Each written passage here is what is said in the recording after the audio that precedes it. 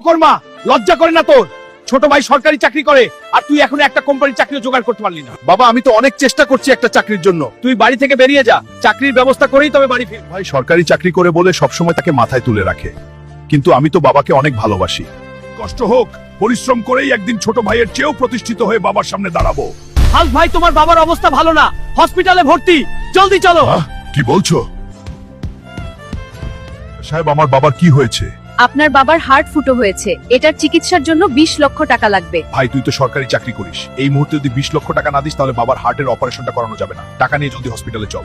শোনো ভাই, বাবার বয়স হয়ে গেছে, এমনিতেই কিছুদিন পর মারা যাবে, এত টাকা খরচ করার কোনো দরকার নাই। আমার মিটিং আছে, তুমি সাহেব ভেবে চিন্তে বলছেন তো? টাকা তো ম্যানেজ করতে পারলাম না, তাই আমার হার্ট বাবাকে দিব, আপনি অপারেশনের ব্যবস্থা করুন। ঠিক আছে, ব্যবস্থা করছি। ডাক্তার সাহেব, আমার ছোট ছেলে কোথায়? আপনার ছোট ছেলে একদিনও আপনাকে দেখতে আসেনি, আপনার চিকিৎসার জন্য 1 টাকাও খরচ করেনি। তাহলে আমার চিকিৎসা করালো কে? আপনার বড় ছেলে টাকা ম্যানেজ করতে না পেরে নিজের হার্ট আপনাকে দিয়েছে। বলেন কি ডাক্তার সাহেব? বাবা তোকে একটুও বুঝতে পারিনি, কত কষ্ট দিয়েছি তোকে, কতই না ভুল বুঝেছি, তুই আমাকে মাফ করে দিস বাপ।